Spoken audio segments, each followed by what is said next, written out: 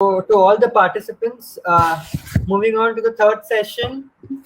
As the last speaker of this evening, we have Dr. Rajesh Chandwani sir. Professor Rajesh sir is a faculty in human resource management at Indian Institute of Management, Ahmedabad. He has been the chairperson of Center for Management of Health Services at IIM Ahmedabad again, and he is a fellow of IIM Bangalore. Previously, after completing his MD in pediatrics from Baroda Medical College, he has served as a pediatrician in public health institutions, especially in in remote rural areas and urban areas as well, primary and tertiary centers. Also, he has rendered voluntary services for poor people through an NGO. And his key research areas include scaling up healthcare services for the underprivileged and the use of technology for enhancing healthcare delivery and safety disaster management in hospitals. We welcome you, sir, the entire team Kalpana, and thank you for having us today evening. Over to you, sir. Thank you so much, the team Kalpana, for having me address so many students, young students. And it is always privileged to go back to medical fraternity to talk to them about issues from a managerial perspective. So I know many of you would have more questions about my change of career rather than telemedicine, which I am going to talk about. But those questions at a personal level we can take about later. Just to give you a brief about my journey, I finished my MD in 1999 and I practiced pediatrics till 2014. So I entered MBBS in 1990. So from 1990 to 2014, it's almost around 2.5 decades. So basically, even if if I am in management academia for my rest of my life, I will not be able to overcome or overtake my stint in medicine and pediatrics. So by heart, by DNA, I will always be a medical person, and that's why my research always focuses on healthcare. So I had to join human resource management because there is no healthcare management department as such in most of the colleges. So you have to be associated with one core department, and like you have pediatrics, ortho, these type of departments, and somebody asked a question whether I can do something in robotic surgery. No, you can't do robotic surgery till you do the basic courses. So something like that, I have to be associated with human resource or say some other faculty, and then I can do my work in healthcare. So that is a brief background of most of the queries which we will talk about career change later on. But today I'm going to talk about technology, and especially technology related to telemedicine. So we have been talking about technology. In the last session we talked a lot about robotic surgery. So the technology which I am going to talk about is slightly different, and that is where we will discuss that. First of all, I normally like my sessions to be interactive, but here 184, 185 people interacting would be too much chaos, and we have less time. So I would like to ask the moderators about one or two questions, which then we will proceed further. So you must be doing your medical degree. So what type of questions you are asked in exams?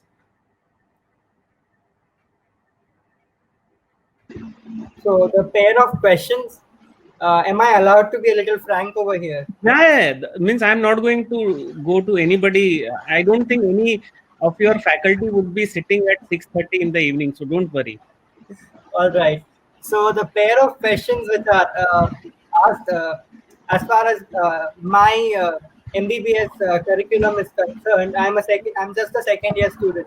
So here the set of questions which are asked in the final exam They are pretty standard. I mean, the same set of questions is asked.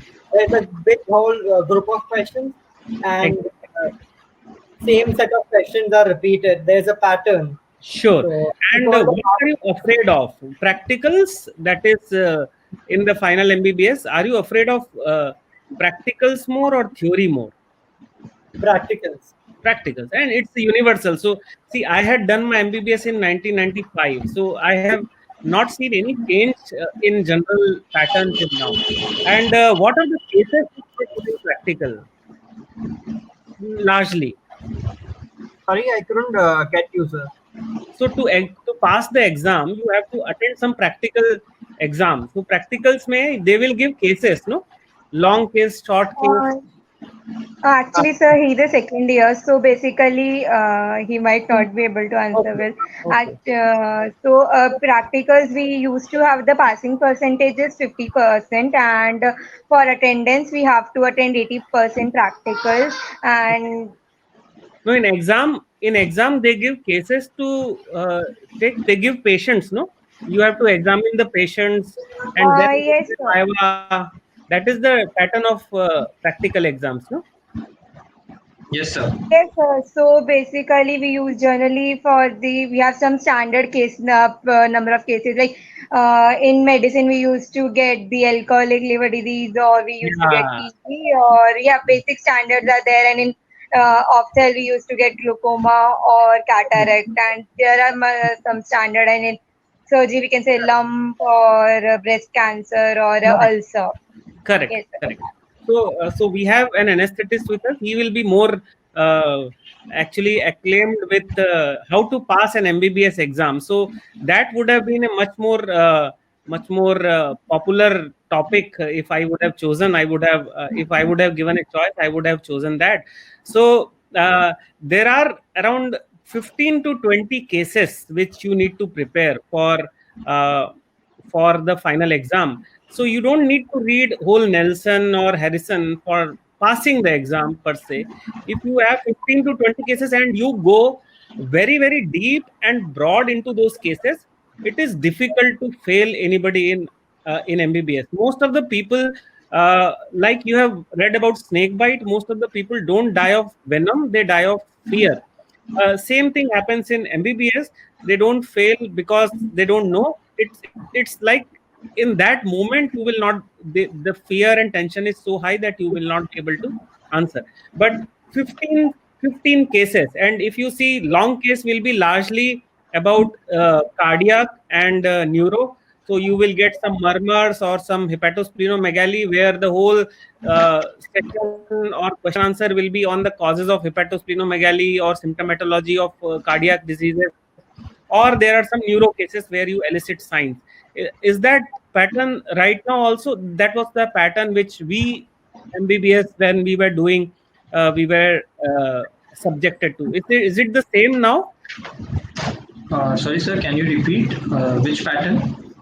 So long case being from neuro and cardio, and short cases usually from other branches like per abdomen. So long Yeah, cases we can say almost similar. almost similar, and neuro cases will be like Stroke. say Yes, or hemiplegia or paraplegia, and you have to elicit some signs and they will ask site of lesion. These are the things which they ask in the exam, is yeah. it not? Yes. So this is common for how many years? I have done my MBBS in 1995. My seniors 10 years back used to say the same thing, that this is what is the case all about, and it has not changed. Okay, it has not changed, and that is what I will talk to you about after MBBS. What? So passing MBBS, I think the moderators will have a lot of knowledge about exams, and they would help you. And if you want, I can address one more session later on. But today we are going to talk about your life after your MBBS. How the practice field will be slightly different as compared to what you are experiencing in your study curriculum life. Okay, so am I allowed to show the slides, or are they Yes, sir. Yes, sir. Dhruv, can you start present? yeah? Uh, Sir, so Should I present the slide for you, or you would like to share your Yes. entire screen? You present, I Group it. can shift it, no? Yes, sir. Huh. Or else I can also present. Huh. No issues, sir. We have already Yeah. done that. Yeah, Yes, yeah. sir. So I do this presentation with lots of doctors in who come to IIM Ahmedabad for training.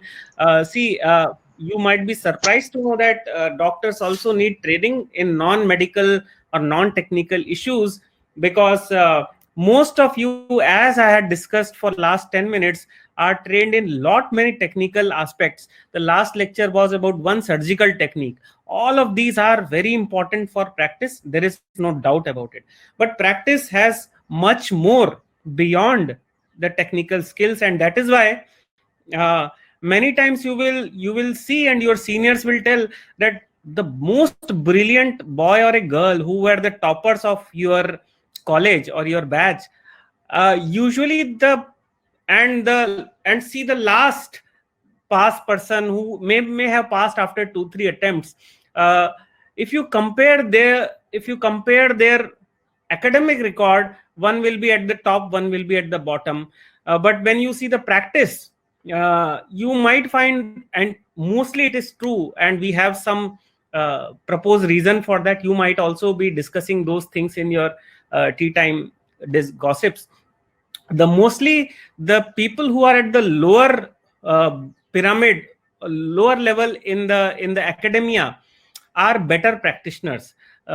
Outside, their practice flourishes a lot. Usually, there are exceptions, but that is what many times it has been observed. So there is no correlation between your practice and your academic skills. So what do you need for a good practice? That is what people come to learn in IIM Ahmedabad. And we are a business school. We talk about business, and that's why practice is related to business, making customer connect, and customer here is the patient. That is what we talk about in general. So when I was doing my MBBS in 1990s, the things were very different, and now the things are very different. You also will experience the same thing when you pass out of your college. So there has been a lot of changes outside, in the outside world. When we talked about robotics just now, not only robotics, lot of things have changed. When I was doing my MBBS, I had not heard about violence against doctor, that doctor ki pitai ho rahi hai. I have never heard that till I did my MBBS. It was a very, very rare, or I think not reported incidences. But now you will hear a lot about people attacking the doctors and medical practitioners and medical staff. I never heard about apps and all those things. Now it's very commonly heard. We didn't have mobile phones, now it is there. How has it changed the healthcare system in India? There has been a lot of change in medical diagnostics also. So we didn't have point of care tests. Now we have point of care tests for most of the things. We also are interestingly seeing that when I was doing my MBBS, the normal blood sugar was 140. Then I was doing my MD in 1990s, late 1990s, the normal blood sugar became 126, and now they are saying it's 110. I don't know how low they will go, but that is what, there are a lot of things have changed in healthcare system, and we will go through that and how relate the technological changes to that. So when you enter MBBS, most of you think that you will be doing something of this. You will have a white coat, apron, and a stethoscope, and there will be a patient, and you will examine some parts, and then you will be treating them. You will be surprised that by the time you graduate and do your post graduation, things might be very different. You might be talking to a person on a computer or a mobile phone, and that is where things are there lost. My research on telemedicine started in 2010, and for 10 years the telemedicine was in back burner. Government of India was not actually approving anything or disapproving anything. It was keeping mum, like Narasimha Rao. And there were some medical councils which were against it, Karnataka being one example. But this COVID situation brought everything with a storm. So when patients were not able to go to hospitals, doctors were not able to go to hospitals, the physical connect was sort of problematized because of the COVID infection. Within 2 days, government came out with telemedicine regulation. That is, doctors can now advise on telemedicine, and there were regulations related to this. So this is how the things have changed because of COVID. Now telemedicine is an officially recognized form of treating patients. Also, now the recent changes are allowing delivery of drugs to be like e-prescriptions or medicine to be supplied through e-commerce websites, etc. So things will change rapidly now because of COVID situation. Or if you are in the hospital, you might be seeing this, somebody else, patient sitting somewhere else, you are lots of remote sensors are coming in, e-stethoscope, e-examination, e-fundus. So all of these things. So fundus, if you are a general practitioner, or you are a medicine practitioner, general medicine practitioner, or you are, say, endocrinologist, a patient comes to you, you want to examine fundus, but you have no confidence in doing that you will detect the small bleeding spots, grade 1 retinopathy. No problem, you click a photograph through your fundus camera, and somebody sitting remotely will actually diagnose you.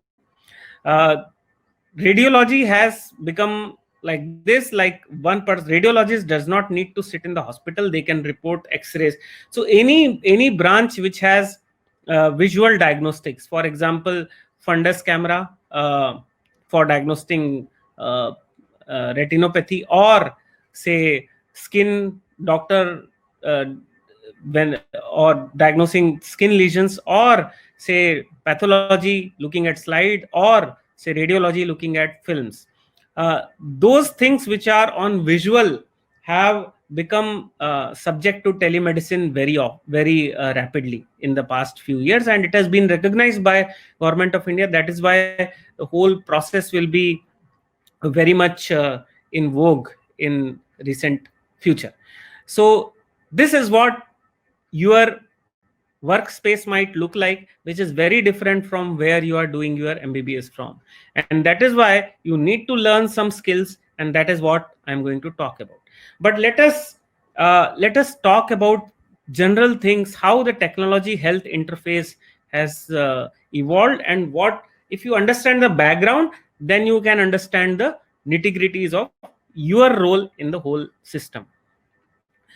So this is a very famous paper. You might be able to access it, and top 10 causes of death in 100 years back versus in 2010. So 1900 to 2010. So they looked at death certificates of all the people who were dying in 1900 and in 2010 in some location in the US. And in those certificates, it was not like we used to fill certificates, every cause of death was cardiorespiratory arrest. It's not like that. We look at the basic cause of death, not the first line. So the basic cause of death they looked at, and you will see that there is some difference in the two bars. One difference is that the bar size has become smaller. That means overall the death has come down. That is true. Okay, people are living much longer.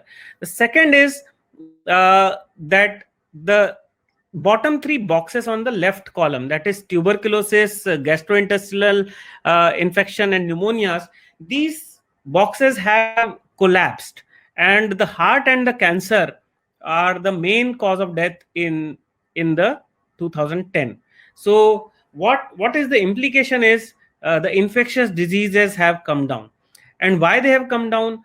The two major discoveries in the health sector have been, one is antibiotics and one is ORS. there are very, very few major discoveries in healthcare which have mass impact like this. Mass impact means it can prevent deaths in millions. Okay, so these two discoveries, discovery of antibiotics and vaccine, and the third one is ORS. These three things have actually transformed the whole system, and the graph change which you are looking here, the bar graph change, is because of that. These three discoveries: infectious diseases going down, non-infectious diseases, that is chronic diseases, are the major causes of death, and we all know that. Okay, the second important fact which we discussed was, now you see the life expectancy has increased. It is almost touching 80-85 years across the world, including in India. It has increased a lot. So now we have two things: people are suffering from chronic diseases and people are living longer. And that is why you are hearing some diseases like Parkinson's or Alzheimer's. These diseases were not very commonly heard of when we were doing MBBS or when we were in school. Now people are living longer and these are there. But see the impact, and if you analyze the impact, it is very interesting. If I ask any one of you to ask your parent or grandparent and confirm it, you will get the same answer. If I ask you, in 1900, where did the birth of a person take place? Hospital or home? Answer will be home. Okay. And in 1900, what was the age of death? Average age was around 40. So when people are dying at 40, what they are dying of? So you have seen in the last slide, they were dying of cholera, tuberculosis, etc. And that time, tuberculosis was an isolation ward disease. Cholera was also an isolation ward disease, same as COVID. COVID patient aata hai, so we put him in isolation, him or her. So this is how infectious diseases patient used to die alone in an isolation ward. Okay, so think about it: taking birth in home, dying at 40 in isolation ward due to infectious disease. What is happening now? Now, if I ask home delivery, you will unheard of. Okay, most of us are delivered in hospital. So delivery in the hospital. And where do we die at what age? Now we die at 80, and usually we die at home of some chronic disease, even if it's a say very basic chronic disease like diabetes or hypertension. Can I say it's a final disease where when somebody with a diabetes will have a death certificate written, in the third line, bottom line, there will be diabetes written there. So diabetes has become a cause of death. Okay, and you don't die of diabetes in hospital. You die of diabetes or complications or those things at home, usually cancer, etc., the last stage. So think about it. The journey of a patient has changed from earlier it was from home to hospital, 40 years journey. Now it is from hospital to home, and it's a 80-year journey. And the suffering has changed from acute to chronic. This is a big business problem, because business means you have a demand and you have to meet that demand. If you want mobile phones of a sleeker quality, I will have to give mobile phones of a sleeker quality. Here the direction of the journey has changed, but have we changed our medical practice? Unfortunately, no, because the same things we are giving again and again, as we discussed till just now. So is it a clinical issue? Yes, it's a clinical issue, because you are now seeing more and more cases of prostate. We had a lecture just the last lecture, or more and more cases of Alzheimer's, Parkinson's, etc., because of the changed profile. But it's also a managerial issue, and I will explain to you how. So when we talk about demand we see has changed. People are suffering from different diseases in the different place. So they were suffering from acute diseases in the hospital earlier. Now they are suffering from chronic diseases at home. So are we changing the supply? And that is where the most important worry comes, that our supply is the same. So this is the photograph of Massachusetts General Hospital. I think you anesthetists will know that ether was discovered here. The birth of anesthesia took place here. It's an epitome of modern medicine. And if you see if you, I had shown this photograph to some of my participants from Rishikesh, they thought that it is AIIMS Rishikesh. It looks very similar. So 150 years back, this hospital's photograph and today AIIMS Rishikesh, they don't look different. All the hospitals are designed in a very, very, very similar way. The large hospitals, I should say. So nothing has changed for 150 years, but the demand has changed. And are we addressing that demand? And that is where the technology comes into the picture. So if you see the changing phase of healthcare, earlier it was focused on access, like many of the villages don't have, suppose, healthcare facilities. So government will come and say, I will open a PHC in the village.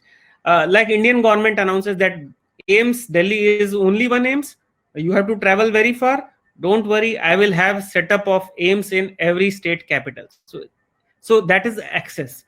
Reach means I will come to your home. So AIIMS will not be in your state capital. It will come to your wherever you require it. Okay, so that is the difference between access and reach. If you say 108 ambulance service, it is more towards reach than towards access.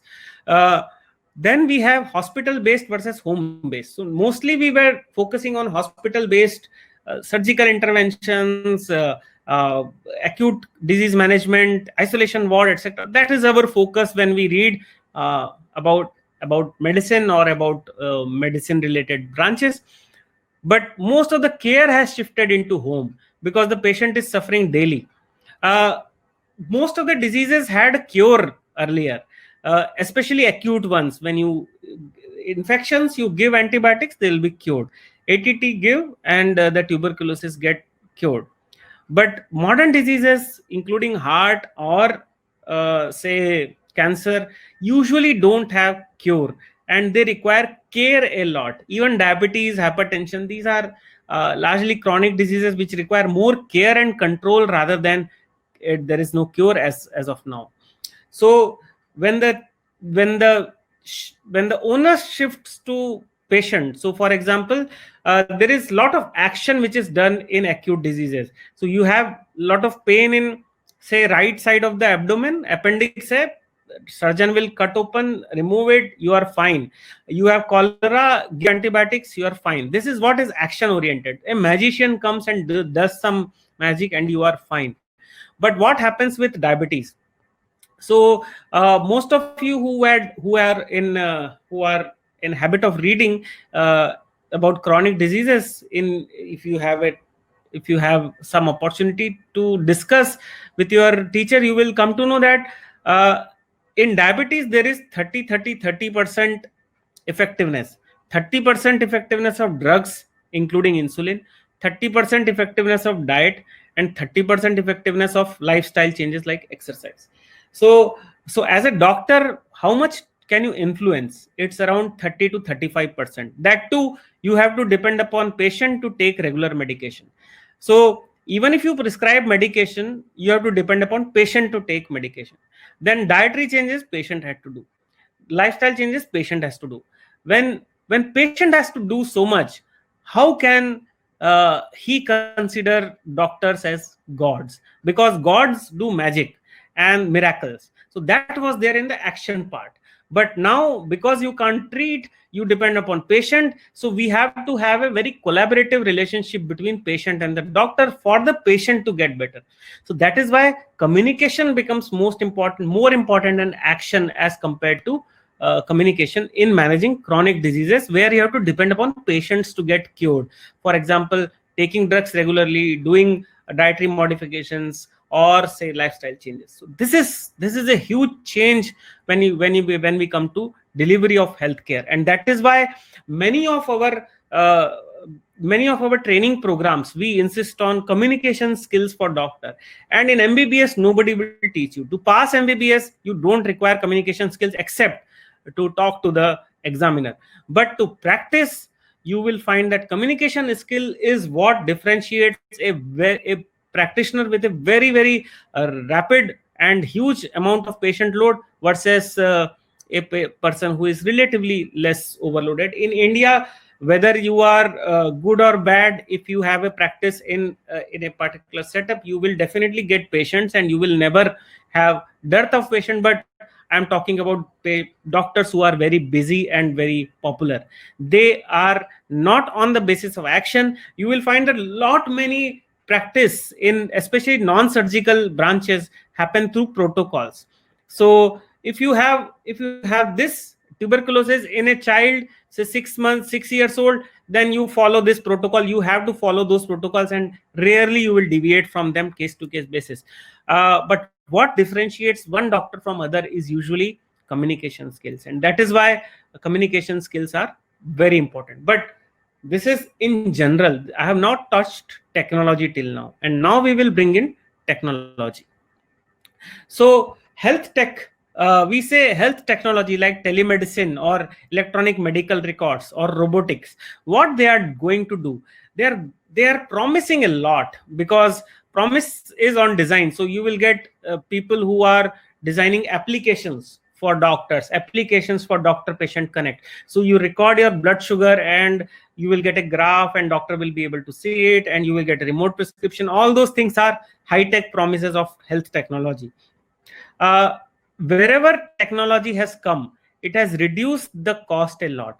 In your case also, if you examine, when you were in school, the call charges were, incoming also was being charged earlier, then incoming became free, then outgoing also became free. There is the data also charged less now. Your bills are coming down. So technology in IT industry has helped to reduce the cost a lot.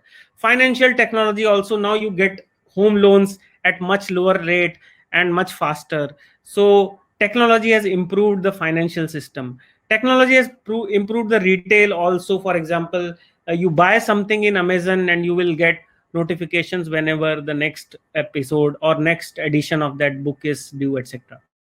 So fintech, the cost has come down by 8%. Retail, the cost has come down by 8%. But health, the cost actually increases. So health is the only system where technology increases the cost. We just heard about how robotic surgery is around 1.5 lakhs more costlier than a normal surgery. And it is the only branch. So whenever we go for upgradation, MRI is costlier than CT. High resolution MRI is much more costlier than a low resolution MRI, something like that. Okay, so technology is one, health is one domain where technology actually increases cost.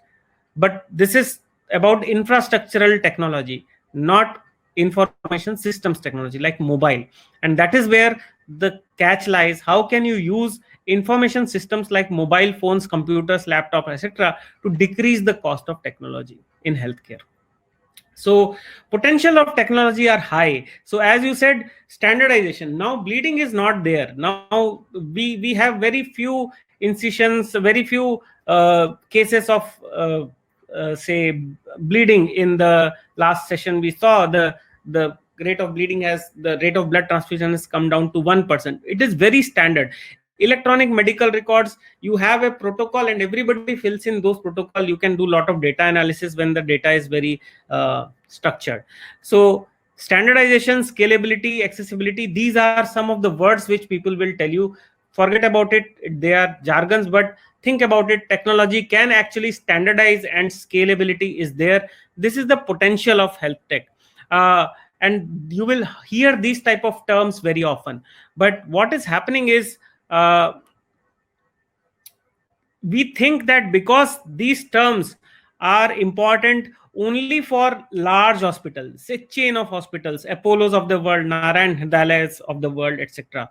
And it is reflected in this segment of growth. Most of you will be working in the top tier. Top tier is 40% now. In 2015, it was 40%. So imagine 40% of India is being treated by hospitals which are top tier, is more than 100 beds hospital. That means large hospitals. So most of them are chains of hospitals. So if you see number of beds, actually 60% of the hospital beds in India are owned by corporates. So this is where most of you are going to work also, and we think that technology is useful only for them, not for the nursing homes, mid-tier or government hospital. But it is not so. Technology is actually penetrating very deep into most of the small clinics also. In fact, small clinics can take much more advantage of technology than the large hospitals. Large hospitals actually struggle through the adoption of technology, and we can discuss that in Q&A later on.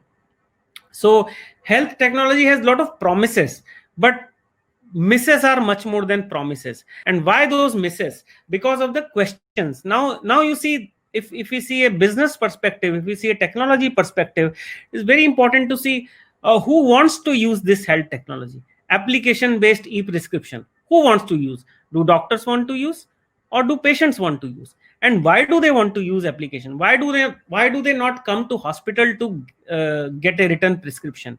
So every person has a different motive, and that is what we call it as value. So what value do doctors gain when we give e-prescriptions? Maybe in COVID times, both doctor and patients have safety as an important value, that if I go for telemedicine, the risk of infection will come down. So that is a logical value. But think about it, patient might want go to the telemedicine center to get a prescription for e-prescription if they don't want to go to the doctor, for example, if they are afraid of catching infection, or also if it is too far. So I have to go to AIIMS Delhi, it's too far. Can AIIMS Delhi doctor consult me on this remote laptop? So that is my advantage. But also as a patient, I would want doctor to see me, catch my hand and take the pulse and give me assurance. Those things are usually not possible over laptop. So you see, there is a trade-off. There are some advantages and there are some disadvantages, and that is why all these things become not very easily applicable. So there is a resistance from whom? Usually it is, doctors. And that is where I want to come to you, that while you become an MBBS doctor or an MD doctor, and you pass out and you start practicing, you will face this situation in your day-to-day practice, that how to balance telemedicine and physical consultation both. And this is going to be a big challenge for you when you pass out of here and when you enter the practice era. So as doctors, you will be asked to use electronic medical records. So I work with a company which works in oncology setup. So when we see oncology files, patients with chronic diseases which are related to cancer, they will have thick files, lot many prescriptions and tests and all those thick files with lot many reports. It takes time for doctors to go through that. So if you have a standard EMR, the time required to go through a file reduces from say 15 minutes to 3-4 minutes, because you know where to look for the important parameters. And that is where EMR, the electronic medical records, become very important. Patients wants decreased costs. In any case, if you say in physical visit the cost is less, the patient might prefer physical visits. So all of these questions, if you say who is benefiting and who is resisting, and that is, you have to solve this dilemma to take the maximum advantage of technology. So design promises a lot. When we think we can do this with technology, there are huge promises, but implementation is a big issue, because implementation relates to people and emotional issue. If person says I want to get touched by doctor and he has to see the pulse, then only I will be diagnosed properly. No telemedicine can actually help him. There are people issues. If your doctor is not ready to adopt telemedicine, then hospital can't do anything. So these implementation issues are the hurdles. So we have just talked about remote teleconsultation. Think about it. There are many other things. This slide is too much wordy, but I will just focus on the left column. Internet of Things, Internet of Technology. So what happens is, your 7 patients are having wearables. They will send signals, and you will get continuous blood counts of blood sugar values of all the patients regularly, their heart rate, their heartbeats, or their pulse ox, or their activity. All of this can be monitored remotely, and this is what Internet of Things can do. Artificial intelligence, machine learning is another thing where you just send the, I talked about fundus photograph for reporting. So fundus photograph usually goes to ophthalmologist, who sees the fundus and does the reporting. But do we need a fundus to be reported by ophthalmologist?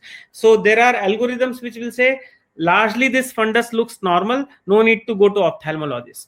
Okay, so in radio, in ophthalmology, these type of artificial intelligence based, which will largely replace doctors, or I would say it will ease the work of doctors. So for example, one radiologist was able to view 100 x-rays, now he will be able to view 300 x-rays, because his job is done easy.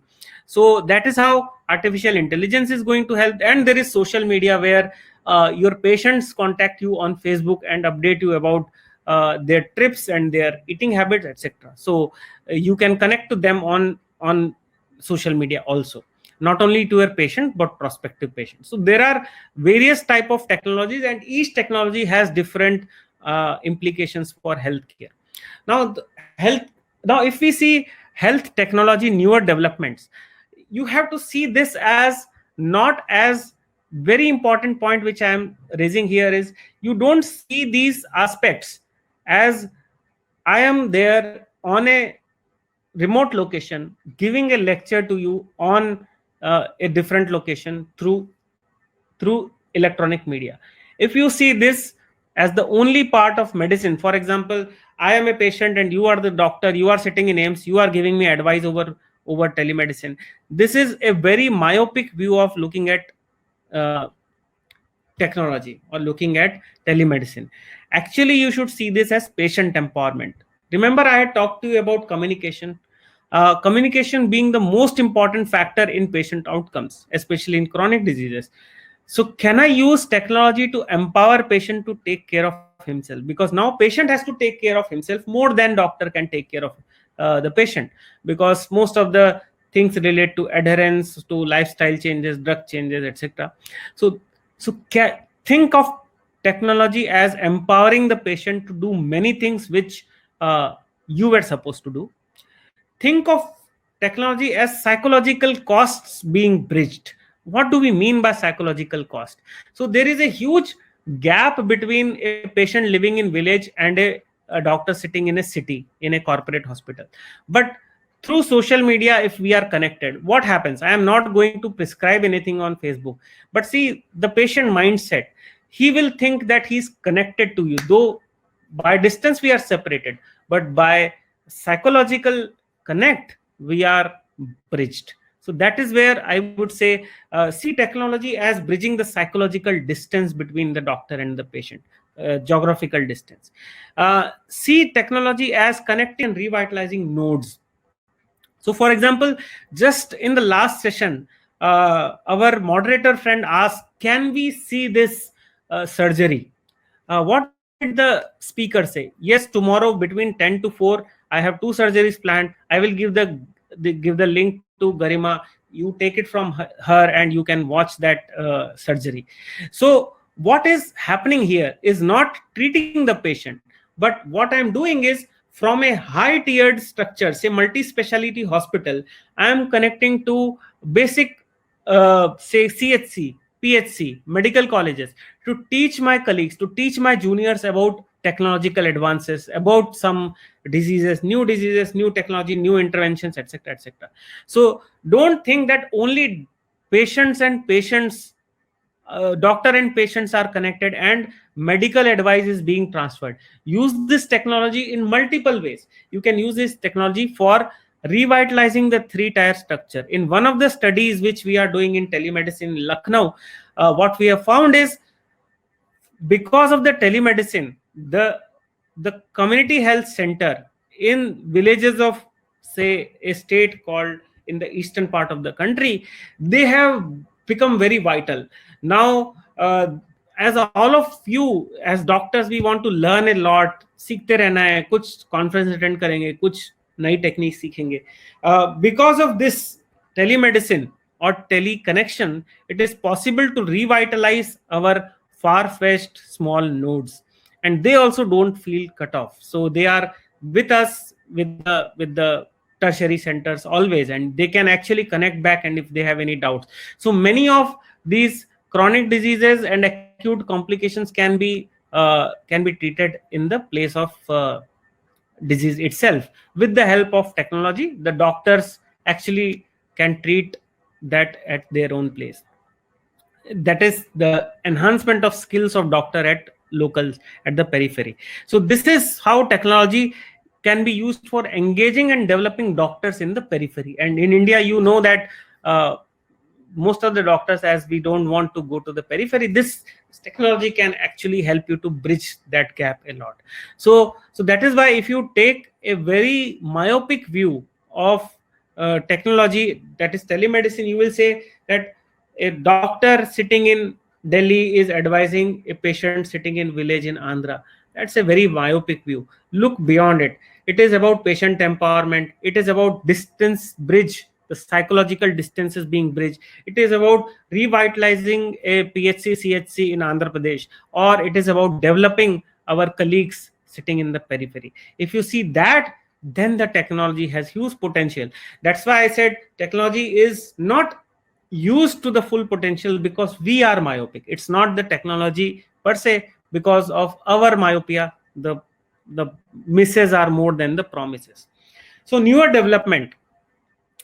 First of all, we should know the purpose of the technology. Whenever you are implementing telemedicine, are you going to treat the patient there, or you are going to triage? For example, triage means what? Chest pain hai in the periphery. I just want to make sure that chest pain is not serious. If serious, come to my hospital, otherwise stay there. This is more of triage rather than treatment. So what is the purpose? Or is it monitoring? For example, a geriatric case sitting at home with, or say today's COVID times, Apollo Kavach. Now, oxygenation and temperature will be monitored with you sitting at home. Somebody will be monitoring you. So is telemedicine important for, are you setting up telemedicine for monitoring, or you are setting up for say triage, or you are setting it up for treatment? What is the purpose? And that is how you conceptualize the process. And this is slightly more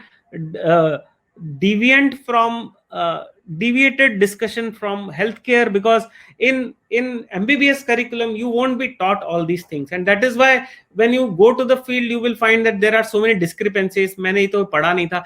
And that is why many of the technology based intervention fail, because we are not very much aware of. Sir, in medicine, I am very much frank about it. While you are giving your MBBS exam, agar aap Harrison पढ़ लो 5 साल में, that itself is much more than enough. उसके ऊपर मुझे अगर somebody says कि communication भी पढ़ना है, technology भी पढ़ना है, I don't have time for that most thing. But what I know that there are so much time limitations. But what I think is just to get exposed to this, and just to make your mind open to these things, will have a huge difference in the outcomes. When you go to the field, the acceptability of these technologies will be very high. So you can use technology for database decision making also. For example, ECG, or say X-rays of patients of COVID coming, 500 X-rays from one place into 500 location. So you have 2.5 lakhs of X-rays. Now you can differentiate between grade 2 and grade 3 easily, because you have a lot of data available. So you can use telemedicine, monitoring for that. You can use telemedicine for improving quality, but which quality, which parameter, you have to determine. So if you are knowing that what is the purpose, then the design and implementation will be proper. But unfortunately, what happens is when hospitals and governments and corporates, they design technology, they don't look at the purpose. They just take the technology and implement it, and then it fails. Okay, so remember, when you are technology, be clear about the purpose. That will be very helpful for you in adoption and practice of that technology. So finally, I will end here, and we will have some questions after this. Health technology, we have learned a lot, we have heard a lot. You might be reading so much about it in the newspapers. So what? What is there for medical students? For medical students, first I told you communication is important. So all of you know that communication is important for patient care, especially in chronic diseases, especially when the patient is at home suffering from those diseases day in, day out. But communication in healthcare technology is slightly different. So not only you have to now be aware of communication, that is patient care, empathy, all those terms related to communication, but now you have to also think of how can I establish a relationship in an online mode, and how can I use technology for connecting to patient, and that will result in familiarity and ease of use, and it will be a part of your daily practice in the later years. Also, think that technology is multidimensional. It is not dependent upon technology, it is upon user, how you use the technology. Look for the potential use and focus on user value sensitivity, means what value you want to derive. I will close with a very small example which one of my friends started in Hyderabad. So what he did is, he is an endocrinologist of a very high repute. So what he did, and there is too much rush, and he can't see patients more than 7 or 8 minutes. He can't devote more than 7 or 8 minutes to one patient. And patients had almost always this complaint that doctor हमको ठीक से देखता नहीं, ज़्यादा time नहीं देता. So we designed a small experiment, and that worked wonders. So what we did is we recorded doctors' videos in the electronic media while the patient was waiting outside. Doctors' videos were playing on how to manage dietary changes, what lifestyle changes are required in diabetes, how to manage those lifestyle changes, what to cook, how to cook, karele ki recipe, methi ki recipe, all of these things, small recordings, and patients were viewing those recordings while they were sitting outside. The doctor's time still remained 7 minutes, mind you.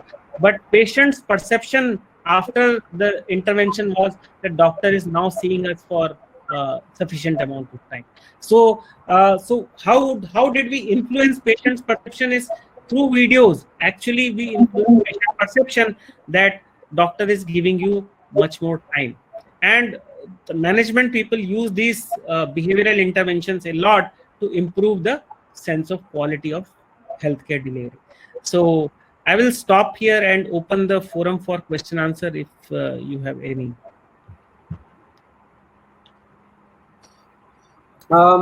First of all, am I audible, sir? Yes, sir. Yes, sir.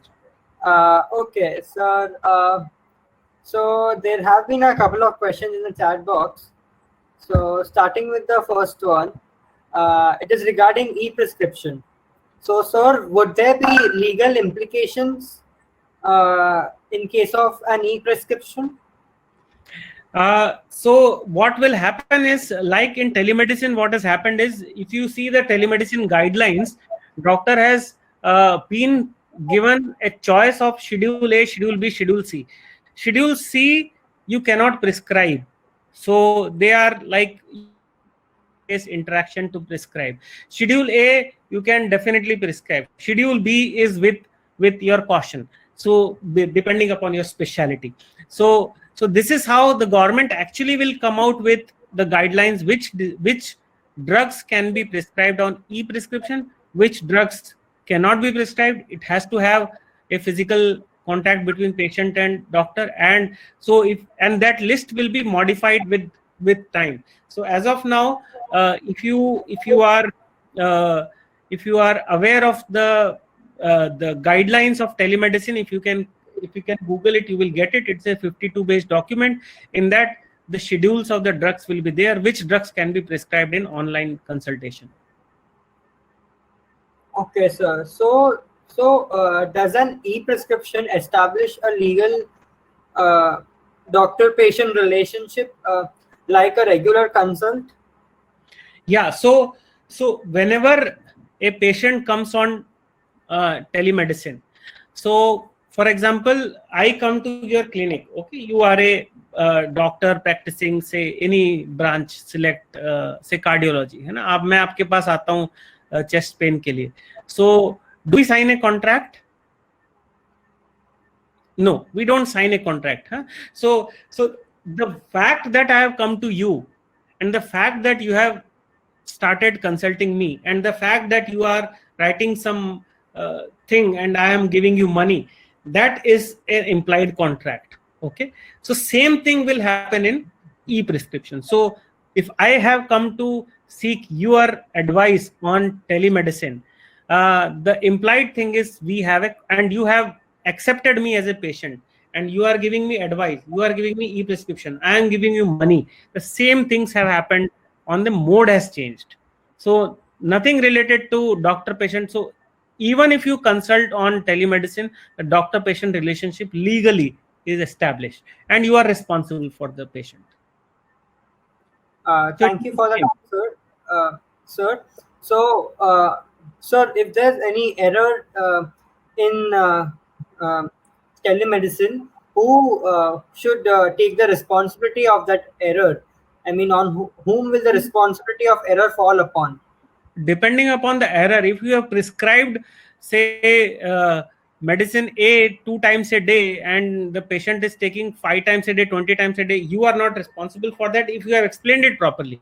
But the same thing, whatever you have, the same thing is applicable in face-to-face consultation also. So there is nothing extra in telemedicine consultation. Doctor is responsible for his patient in telemedicine consultation also. Okay. Same laws related to patient care, that I will do no harm, I will do whatever I do, it will be in the best interest of the patient. All those apply in face-to-face consultation as well as in telemedicine. Okay, sir. Then the next question is, why is technology more reliable? As the biggest example is robot in MRI giving up more accuracy, but it is actually good to have more accurate results, but the same thing is at the cost of human employment. So why is technology reliable? So so if you have a more reliable technology, you will definitely prefer technology over human employment. That is a very, I should say, hard, cynical fact, that nobody is bothered about human beings. So don't so your myth that people are worried about human welfare is going to be shattered soon when you enter the job market, etc. But you will see that if we have a better option in technological solutions, why should we employ human? Okay, so employment is not employment at the cost of error. Nobody will do that. But what is important is, whenever a thing requires judgment, as of now, artificial intelligence, let me give you a small dictum. If it can be, if the judgment requires that much processes, like blinking of an eye, जितना time I blinking में लगता है, उतने time में अगर judgement आ जाता है, तो आर्टिफिशियल इंटेलिजेंस उसको कर सकता है. अगर इससे थोड़ा सा ज्यादा टाइम लग रहा है, if the time required for judgement is more than blink of an eye, artificial intelligence as of now cannot do that. That's why most, at least next 10 years or 15 years, you will find that radiologists now can see more than 300 x-rays. Earlier they were used to see 100 x-rays, but their job is still secure as of now. We don't know about 10 years later. Thank you for that answer. But last is, till now, even in near future, technology cannot have empathy and feelings. Okay, people are trying, but till now technology doesn't have empathy and feelings. Those jobs, those aspects of, say, connecting to the patient, caring, assuring, empathizing, those will not be taken away by technology in near future, in visible future. Okay. Thank you, sir. And maybe the last question for today. Sir, what are the career prospects upon doing MBA after MBBS or post graduation? I know it was going to come, and that's why I thought that I would begin with it. There are huge prospects. So I would say many of our batches will in IIM Ahmedabad. Every year we get 2 or 3 doctors. Some of them are dentists, some batches, but MBBS also we get 1 or 2 every year at least who are venturing into the medical field. So as I told you, technology, there is one field. But when I told you that 60% of the beds in the country are run by corporate hospitals, see, corporate hospitals require huge managerial inputs, and that is where the huge scope for hospital managers. And if you have done your MBBS and if you have practiced medicine or you have read medical science, then there is a huge benefit in terms of managing those doctors. See, doctors को अगर कोई engineer आके बोलेगा कि ये करो तो बड़ा बुरा लगता है कि ये कौन होता है बोलने वाला, बट डॉक्टर बोलता है तो इतना बुरा नहीं लगता. So that is one reason why doctor managers are much more popular in hospitals, not so in other cases. Yes, sir, that was okay. All right. Thank you, sir. That was the last question for today evening, and it was a great session indeed, and a different session, something to which we are not used to. I think you will get used to when you go to the field, and that's why I said it is important for you to learn it, to get aware about it, even when you are doing your MBBS, because these things will never be taught to you in MBBS. ये आप बाहर जाके ही सीखेंगे. So I just gave you a glimpse of what is going to happen. So just to tell you a brief story, I wanted to do, I had no idea which post-graduation branch to take. Many of you actually don't have any idea. आप लोग सबको senior ने ये लिया तो मैं भी ये ले लेती, इस type का चलता रहता है ना. So many of, I had no idea of which post-graduation branch to take. So and radiology term is how many? 15 days in the whole MBBS, 15 days, 20 days, 3 weeks, 2 weeks.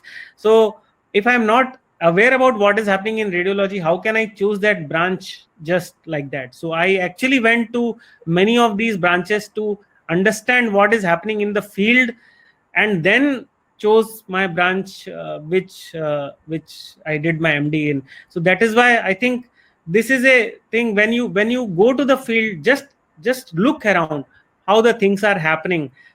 Field means outside medical college. When you go to say some super specialty hospital, just see outside what is happening, who is bringing the records, how the records are being managed. You will get to know that there is a lot of things that go behind the scenes, and that is where the management inputs comes into the picture. Okay.